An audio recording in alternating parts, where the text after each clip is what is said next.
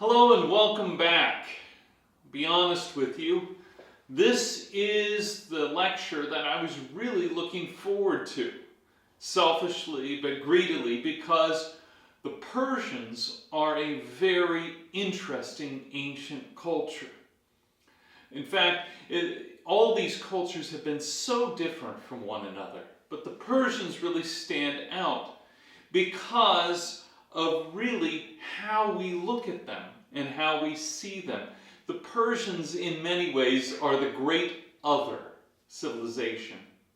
Now, Western culture has a very unique way of having insiders and outsiders. All cultures have insiders and outsiders. Most of them are built on kinship networks, but Western culture operates a little differently, and that has to do with the fact that it really originates from two civilizations, the Greeks and the Jews.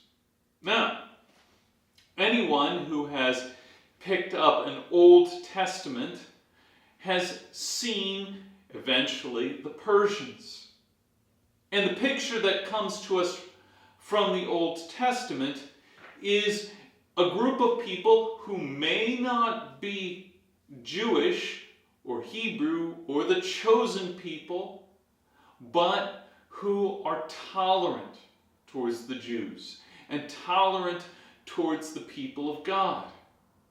After all, these are the people that we encounter in the book of Esther. This is the people that we encounter taking down the Assyrians and Babylonians and the other Middle Eastern cultures. This is the people that allow the Jews to go back and rebuild their homeland.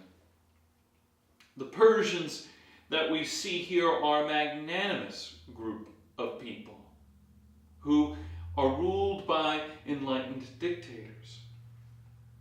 But of course, if we were just to look at one side of the story, we would miss the other side, and the other side has a very different outlook of Persia. For the other side were the Greeks. Now, not all Greeks fought against the Persians, but the Persian wars are ingrained in Western history. And when Rome took over Greece, it adopted, as it were, its baggage. And that meant an antagonism towards Persia. So that the thought world, even though the faith world is Jewish, the thought world was very Greek. And throughout Western culture, there has been this lean towards the Greek view of the Persians as invading outsiders, of barbarians, as despots, just looking to destroy freedom and to cripple individual understanding. And of course, that is complex enough when you have this schizophrenic understanding of who the Persians are, but then you add to that fact the simple realization that maybe the Persians have things to say about themselves. In fact, in many ways, Persians are one of the last groups of people to really be examined in the ancient world. And as we see and will see, they have a lot to tell us about ourselves, and a lot to tell us about what it means to be a Westerner, despite the fact that they are the prototypical East. In fact, I want you to think about that as we go through. Number one, think about the different ways that those stories, completely different stories of the same people, influence us today, and how we might try and learn who these people actually are. And then also think about how there is a balance between the East and the West, and how that balance between the East and the West, it influences and impacts and causes us to judge positively and negatively people who are the other. Well, let's get right into it, and we'll try and figure out what we can learn about the Persians. Now, the Persian Empire, as you can see, was large, and it grew and it grew and it grew. It started off in a very small, inconspicuous part here, and then would eventually take over a lot of the great ancient empires as they were beginning to collapse. Also, we should see this is the greatest extent of what we call the Achaemenid Empire. That's just the ancient Persians' name for their hereditary monarchs. As you can see, it is not just localized into the areas where before, Egypt is just right down here, and then between the two rivers, Mesopotamia is where we found both Babylon and Assyria. But it will stretch all the way over to India itself and come knocking on the doors of the Greeks. In fact, many of these city-states decided to become what they call satraps, or states or provinces of the Persian Empire. So let's go through this. We're going to go down a guide to Persia here. First, we're going to talk about the land, as we often do, because geography dictates outlook in many ways, as most of us know from where we come from. We're going to talk about the rulers. We're going to talk about the conquests, the religion, and then finally, as we do, we need to tie this all back together with the story of Israel. Now, the land that the Persians were from was very different from the other lands that we have been talking about. Egypt was a desert, but with this great and bountiful river that regularly overflowed, providing nourishment for crops to be grown. Mesopotamia was a wild place, again, a little scraggly, mud flats as far as the eye can see, as one person said. And when the rivers did overflow, it wasn't a gentle, regular overflowing like the Nile, but a cataclysmic event that most people believe led to the ancient Mesopotamian view that the gods were capricious and vindictive and hostile. There was a lot of meditation about the fleetingness of life. The land that the Persians come from, though, was a grassland, the Zagros Mountains, and it was perfect for raising horses. Now, the Zagros Mountains in the north and the Persian Gulf in the south were where the ancient Persians ended up settling. Now, Persians weren't like the other ones. They were other people we've talked about. They have a different linguistic family. Their family, actually, linguistic family, is what we call the Indo-European family. It's the language that, if you're listening to this in English, you and I speak, but it also can go all the way through all the various Germanic dialects, the Latin dialects, the Romance languages, obviously, and even into parts of India as well. It's a fascinating story. We don't have time to talk about it. Another thing that is the reason why this language family spread so far and wide, though, was because they had mastered the art of horses and horse carts. So they were able to be very mobile. And indeed, the ancient Persians were a nomadic people. Unlike the city-states that grew up in Mesopotamia or the settled agrarian culture of Egypt, this was a wild group of people that rode horseback and could travel great distances and engaged more in lightning raids than in pitched battles per se. They had a hierarchical social structure. that still emerged from this. So anyway, as we're talking here, between the Zagreb Mountains in the north and the Persian Gulf in the south, the Persians had settled, as well as the Medes, another group of people who the Persians were technically subjugated to. We don't really need to talk about the rivers. They're not terribly important since it's a dry landscape. The nomadic lifestyle led to warriors on horseback with archers, and primarily through livestock raising. Now we can think how this would be vastly different from the other cultures we've talked about. Egypt built its power, its culture, its nationhood upon the agrarian bounty of the Nile. And it existed with that regularity that provided. For Egypt also, mineral extraction and trade especially just weren't that important. They did build great structures, but they didn't really concern themselves with the building materials that you would find in other places in the ancient world. And as far as trade goes, we know they were very insular. This is very different from the Babylonians and Assyrians that we ran into, isn't it? Because the Babylonians and the Assyrians were great trading cities that eventually built up into empires. But here the Persians are a nomadic group of people built on raiding.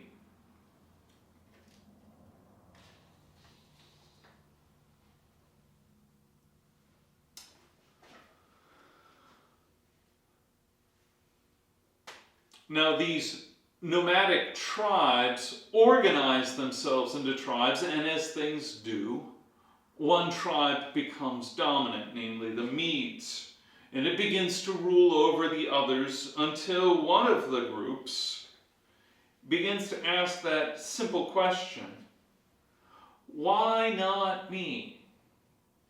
The person who asked this particular question in this particular context was a person by the name of Cyrus the Great.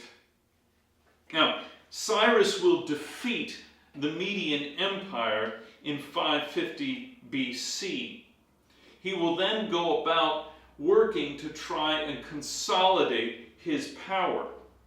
Cyrus was the son of some minor families who were tangentially related to the power hubs, but it wasn't fully the case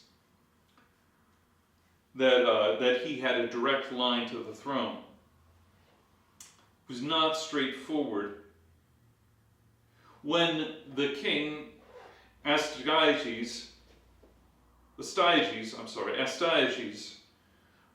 had children who made this unclear, Cyrus saw his chance and he took it. Finally, in 559 BC, he would ascend to the throne, and he would unify the typically, as we can imagine, nomadic tribal chieftains under his own leadership and tribes under his own leadership. He did this through charisma, military prowess, and of course shrewd political maneuvering.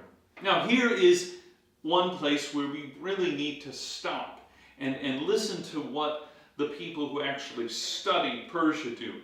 I know none of us really appreciate convoluted or answers which say, well, yes, but this.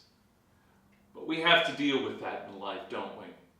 It'd be easy for us to divide Persia into either the enlightened despots that we see in the Old Testament, or to see them as conniving others, like the orcs in Lord of the Rings, or some other mythical creature who has no scruples. And this is what we see. Now, Hollywood movies, when they do portray the Persians, do have this tendency to portray them in one light or the other, absolutely. But the fact is, in addition to them being a mixture of both because they're human beings, you have to add on to this the fact that they were known for having very intense and convoluted kingship rituals which led to battles for the throne. This is seen again and again, since it wasn't a straightforward hereditary line, but oftentimes it was left the last man standing. As the tensions with Media continue, Cyrus will consolidate his power, and it seems to be that he has allowed his sons to be able to take over a very strong throne. But things aren't always that straightforward, once again, especially when we're dealing with the Persians. Cyrus the Great will die in 530, but his son Cambyses II, Cambyses I is really not worth mentioning in this. Cambyses II goes on and he does something quite remarkable. He takes over Egypt and sets himself up. Now, again, Persian history is just totally replete with these stories of power plays and rewriting histories to justify things. The illustration that comes down to us from history from Cambyses was written by a competing line to the throne, and so they don't portray him as being that great when he's taken over Egypt. Cambyses does try to do this and take over Egypt, but he only reigns for a few years, and then he dies in 522. After this, his younger brother Bardia takes the throne. Bardia has been staying behind. Cyrus wisely understood that the battle for power doesn't extend to the larger tribes, but can actually be happening inside the royal family itself. And so what he did was he elevated Cambyses to king, but he made sure that Bardia was protected and insulated enough so that neither one would be willing to risk the position they already had to try and unseat the other and take over the throne completely. But when Cambyses II dies, Bardia takes power, and at that point, a spearman by the name of Darius sees his opportunity. Now, there are stories surrounding how Darius comes to power. Also pronounced Darius. Pronounced a lot of ways. I'll pronounce him as Darius. When he comes to power, he is not in direct line to the throne. So he invents a fantastical story that a magician by the name of Gomata has killed the real Bardia and has been impersonating him for years and years. Now you and I can see right through this as being one of the most absurd conspiracy theories, although it is comforting to know that even in the ancient world there were conspiracy theories. I don't know how many people were taken in, but since this was the line from the royal house after Darius had taken the throne, nobody really wanted to question it.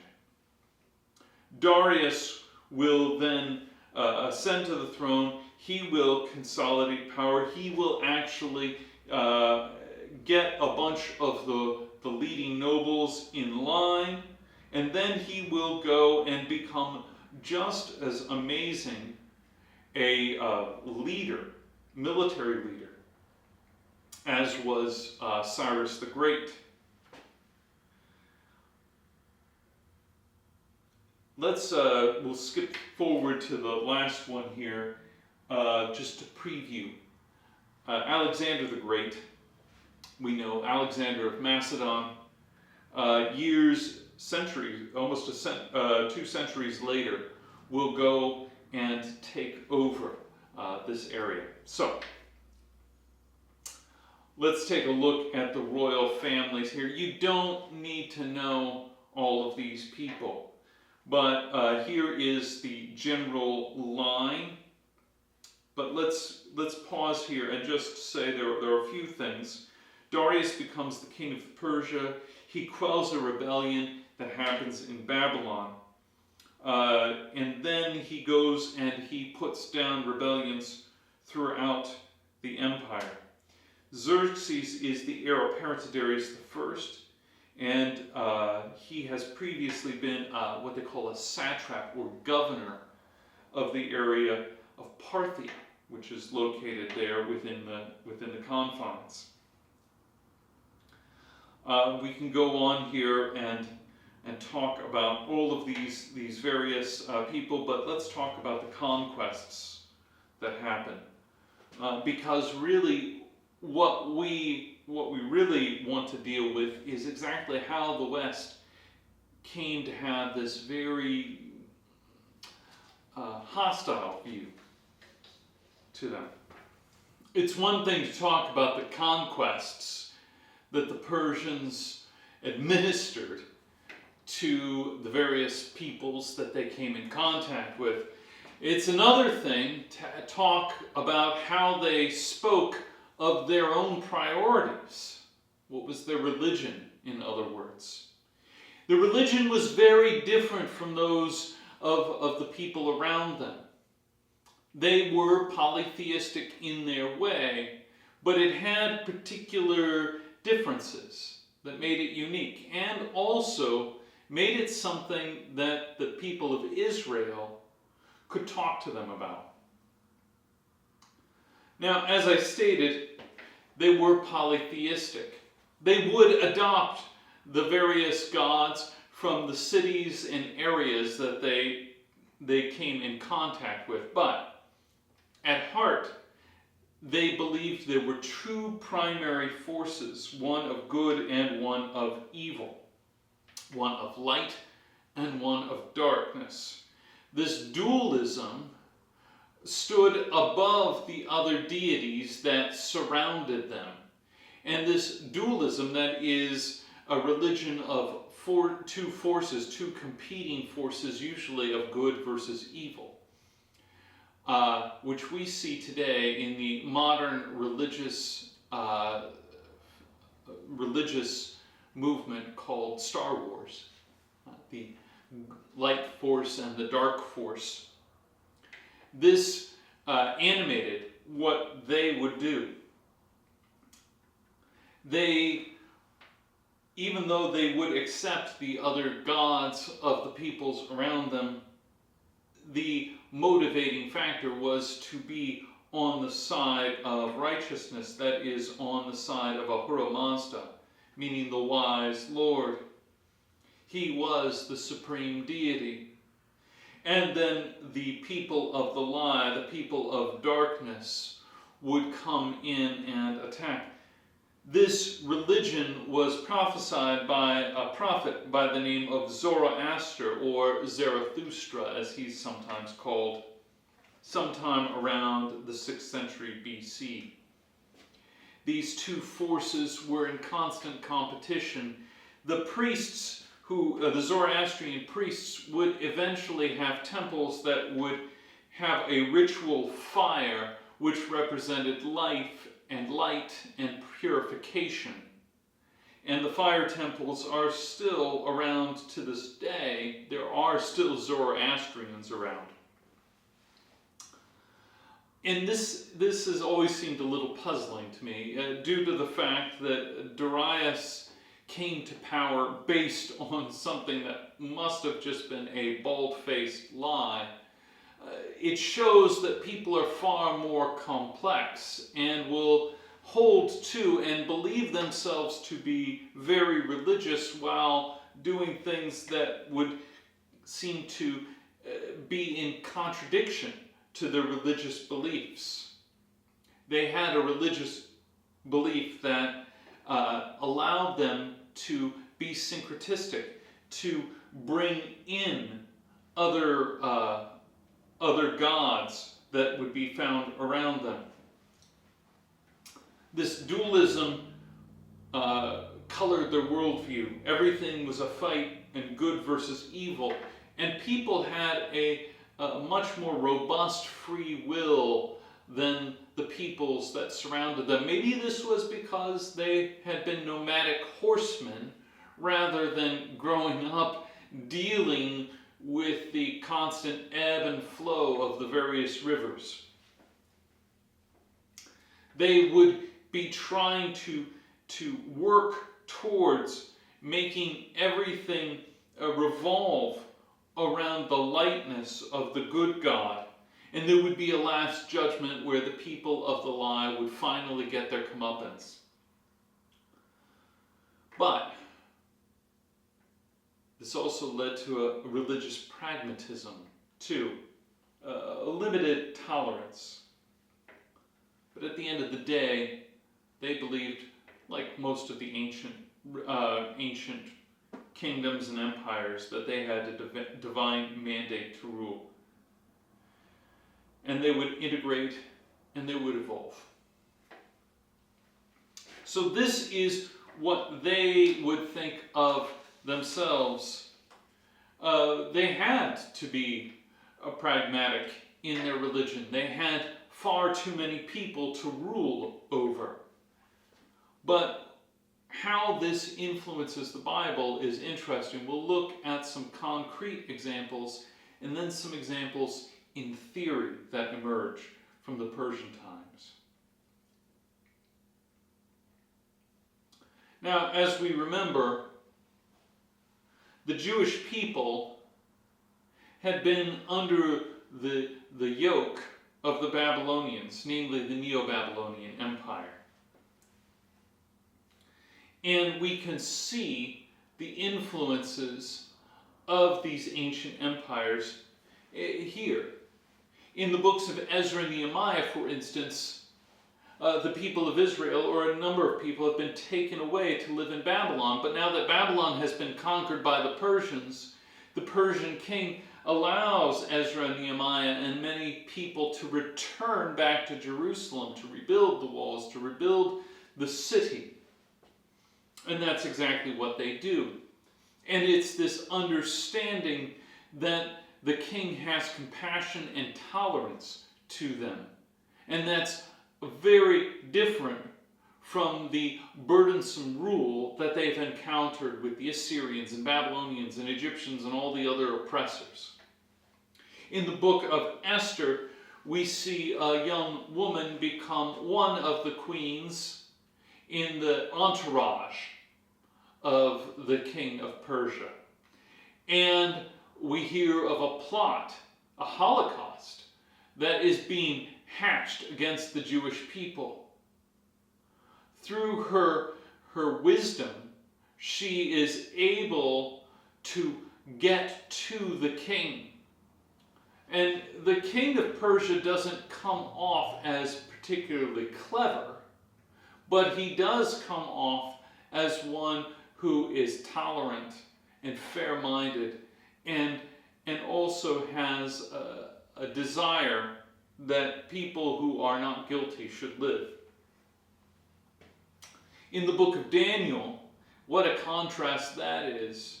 Nebuchadnezzar, the stories in Daniel mostly take place within the Babylonian captivity, and yet there is this understanding that when the Persians come, it will undo the heavy-handedness that is found underneath the Babylonians. In the book of Isaiah, and Isaiah actually predicts how this tolerance from the king of Persia will have a tremendous effect, a positive effect, on the people of Israel and give them a sense of freedom. These are the particular stories that we find, but there's also a different way of thinking that begins to emerge.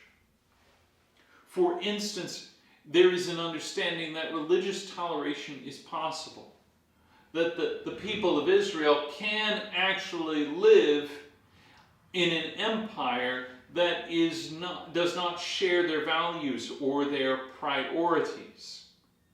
And so they speak well of the Persians while acknowledging that they are not of the same religion. There's also a dualism that begins to creep up in some of the thought. Of course, this will be exacerbated later on with the Greek thinking. But the dualism that comes about here, we see especially in our own discussions, or secular discussions probably is the better way of framing it, the secular discussions of good versus evil that we have today, as if the devil is somehow on equal power with God. And this starts to be hinted at, though it's never fully embraced in the Old Testament here because of the Persian understanding. C.S. Lewis in his book Mere Christianity mentions how dualism does have a lot of things in it that could entice one to believe and seems to make the most sense of all the non-Christian belief systems. But he cites the Augustinian understanding that no, because good and evil aren't equal, because everyone wants to be good. Even when you're doing something evil, you're trying to do something good. No one does evil for the sake of evil. Evil is, as Augustine and Lewis put it, a parasite on good. And that's where the Zoroastrian dualism falls down. Finally, the importance of scribal record keeping is here. Now the Jewish people need to record their history, they need to be able to share their history, and so they start compiling and writing it down much more than they have in the previous centuries.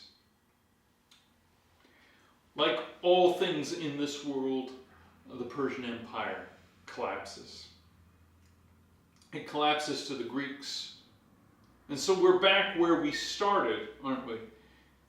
The two sides, those are what the Hebrews gained from their interactions with the Persians, but the Greeks had a fascination as well as a contempt for the Persians. They thought them too luxurious, too willing to flaunt their status and their wealth. Nothing like the hard-working Greeks. They did not like their sense of pride and had a pride over the Greeks or over the Persians because they had defeated them in battle.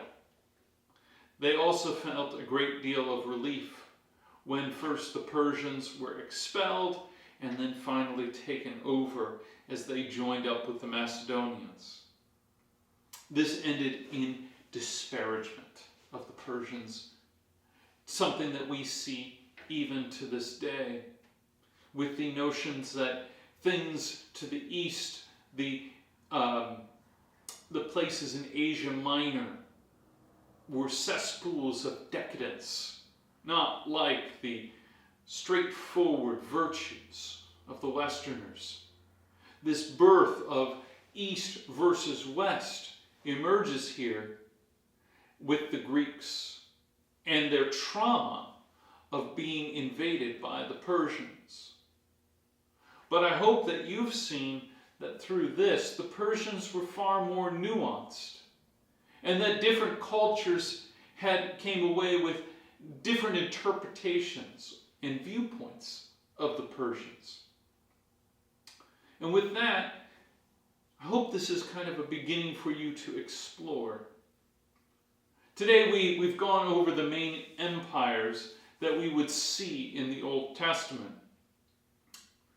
Next, we'll talk about the Greeks, people who are not seen in the Hebrew Bible, but do emerge elsewhere, and also will give their language, a language that will not only find the intertestamental books, the so-called Apocrypha, written in Greek, or the translation of the Old Testament into Greek, this language that could be known all through the ancient world, but would actually continue on to give us the language and the worldviews to be able to talk about the gospel in the New Testament.